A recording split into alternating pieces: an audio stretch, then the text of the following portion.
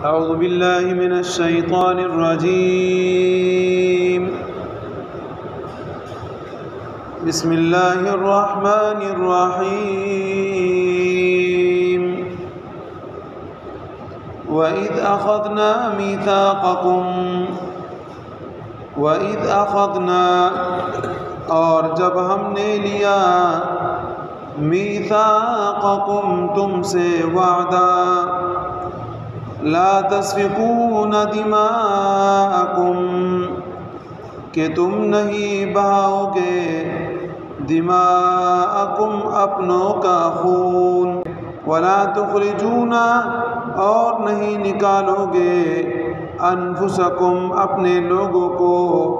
من دیارکم اپنے وطنوں سے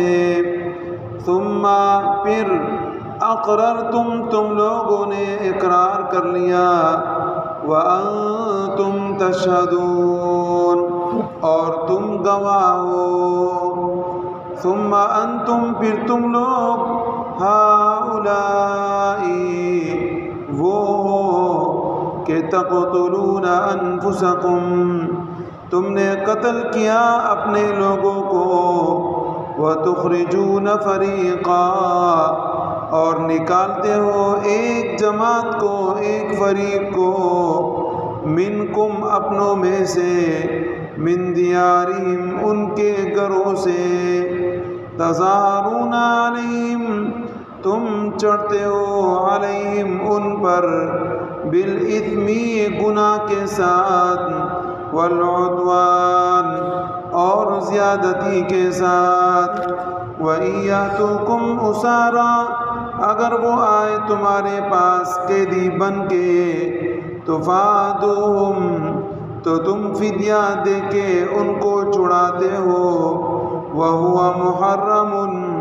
اور وہ حرام ہے علیکم تمہارے اوپر اخراجہم ان کا نکالنا افتؤمنون آیا کیا تم ایمان لاتے ہو ببعض الکتاب بعض کتاب پر وتکفرون ببعض اور انکار کرتے ہو بعض کتاب کا فما جزاء پس کیا بدلہ ہے من یفعل جو کرے ذالک یہ منکم تم میں سے فما جزاء پس کیا بدلہ ہے من یفعل ذالک جو کرے یہ فما جزاء پس نہیں ہے کوئی بدلہ من یفعل ذالک جو کرے یہ منکم تم میں سے الا خزی فی الحیات الدنیا مگر رسوائی دنیا کے زندگی میں وَيَوْمَ الْقِيَامَةِ اور قیامت کے دن يُرَدُّونَ لوٹا دی جائیں گے إِلَىٰ أَشَدِّ الْعَذَابِ سخت عذاب کی طرف وَمَا اللَّهُ بِغَافِلٍ اللہ پاک بے خبر نہیں عَمَّا تَعْمَلُونَ تمہارے اعمال سے اولئک یہی لوگ ہیں الذین اشتروا الحیات الدنیا بالآخرہ جنہوں نے دنیا کی زندگی آخرت کے بدلے میں لی فلا یخفف عنہم العذاب پس ہلکا نہیں کیا جائے گا ان سے عذاب ولا هم ینصرون اور نہ ان کی مدد کی جائے گی بنی اسرائیل سے اللہ رب العزت نے وعدہ لیا تھا اور اس وعدے کا ذکر یہ اس بات کا پس منظر یہ ہے کہ مدینہ منورہ میں یہودی آباد تھی بنو قریظہ اور بنو نذیر یہودیوں کے دو قبائل تھے اور اسی طریقے سے وہاں جو مشرکین تھے ان کے بھی دو قبیلے تھے اوس اور خزرج ہر ایک یہودیوں کی جماعت نے فرقے نے اسی طریقے سے دوسرے گروہ مشرکین کے ایک گروہ کو اپنا دوست بنا لیا تھا، اور یہ معاہدہ ہوا تھا کہ اگر کوئی ہمارے ساتھ لڑے گا تو ہم یہودی اور مشرک مل کے اس کا مقابلہ کریں گے۔ تو اس آیت کا پس منظر یہ ہے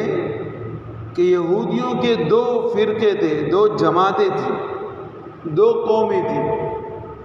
جو مدینہ منورہ میں آباد تھی، ایک بنو قریظہ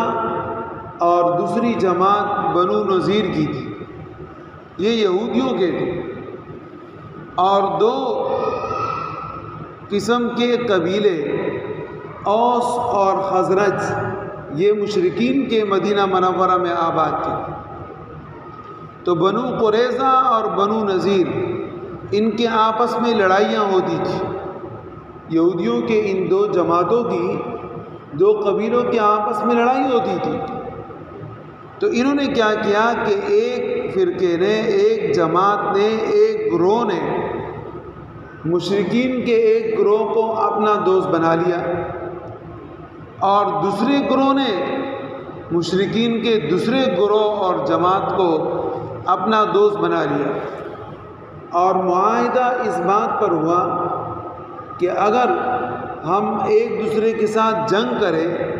یعنی بنو قریظہ اگر بنو نذیر کے ساتھ جنگ کرے، بنو قریظہ اگر بنو نذیر کے ساتھ جنگ کرے تو بنو قریظہ کے ساتھ جو دینے والے اوس ہیں یہ ان کا ساتھ دیں گے، ہر طریقے سے ساتھ دیں گے، لوگوں کے مارنے میں بھی اور مالی اخراجات میں بھی ایک دوسرے کے ساتھ تعاون کریں گے۔ یہ ان کا آپس میں معاہدہ ہوا تھا۔ اسی کا اللہ رب العزت یہاں پر ذکر فرما رہے ہیں کہ یہودیوں، دیکھیں اللہ پاک نے تورات کے اندر تمہیں حکم دیا تھا کہ تم نے ایک دوسرے کو قتل نہیں کرنا، اور یہ بھی تمہیں حکم دیا تھا کہ تم اپنے لوگوں کو علاقے سے باہر نہیں نکالو گے، جلاوطن نہیں کرو گے، اور اسی طریقے سے اگر کوئی آدمی تمہارے پاس قید میں ہے تو تم اس کا فدیہ نہیں دو گے، یہ نہیں کرنا۔ یہ معاہدہ اللہ پاک نے ان سے کیا تھا، وعدہ کیا تھا، لیکن انہوں نے کیا کیا کہ وہ معاہدے، وہ وعدے جو ان کے مرضی کے خلاف تھے، یعنی لوگوں کو گھروں پہ جا کے قتل کرنا اور لوگوں کو اپنے علاقے سے باہر نکالنا، یہ کام تو انہوں نے کیا، لیکن ان کا کوئی آدمی پھنس جاتا تو پھر سارے اکٹھے ہو کے اس کو چھڑاتے تھے۔ تو ان کے جو وہ معاہدے تھے کہ جو ان کی مرضی کے خلاف تھے، مرضی کے خلاف، وہ انہوں نے کر لیے، اور جو ان کی مرضی کے مطابق تھے اس میں اللہ رب العزت کے حکم کے اوپر انہوں نے عمل نہیں کیا۔ اس کا اللہ رب العزت ان کو یہاں ارشاد فرماتے کہ دیکھیں یہ تو تمہارے اوپر حرام ہے فدیہ لینا، لیکن تم اپنے آدمی کے لیے فدیہ لیتے ہو، یہ طریقہ آپ نے اپنایا ہے، اور جو اللہ نے تمہیں منع کیا ہے کہ ایک دوسرے کو قتل نہیں کرو، ایک دوسرے کو ان کے گھروں سے باہر نہیں نکالو، اس کے اوپر تم لوگ عمل نہیں کرتے۔ یہودیوں کی یہ چالیں قرآن کریم نے یہاں پر بیان کی ہے۔ اللہ رب العزت کا ارشاد مبارکہ ہے کہ تم لوگ بعض کتاب پر ایمان لاتے ہو، بعض کتاب پر ایمان نہیں لاتے، یعنی بعض باتیں جو تمہاری مرضی کی اس کو مانتے ہو، اور وہ باتیں جو تمہاری مرضی کی نہیں ہے اس کو نہیں مانتے۔ یہ کون سا طریقہ ہے؟ آپ نے اللہ کی کتاب پر ایمان لایا تو ساری کتاب پر ایمان لاؤ نا، یہ تو نہیں کہ اپنی مرضی کی بات ہے تو اس پر ایمان لے کر آئیں، اپنی مرضی کے خلاف والی بات ہے تو اس کو نہیں ماننا۔ یہ نفسانی خواہشات ہیں۔ اسی کو اللہ رب العزت نے اس سے تعبیر کیا کہ ایسا ہے گویا کہ انہوں نے آخرت کو دنیا کے بدلے میں بیچا ہے، اور آخرت کو دنیا کے بدلے میں مت بیچو۔ یہ جو اس طریقے سے کرتا ہے اللہ رب العزت کو اس کو سخت سزا اور سخت عذاب دیں گے۔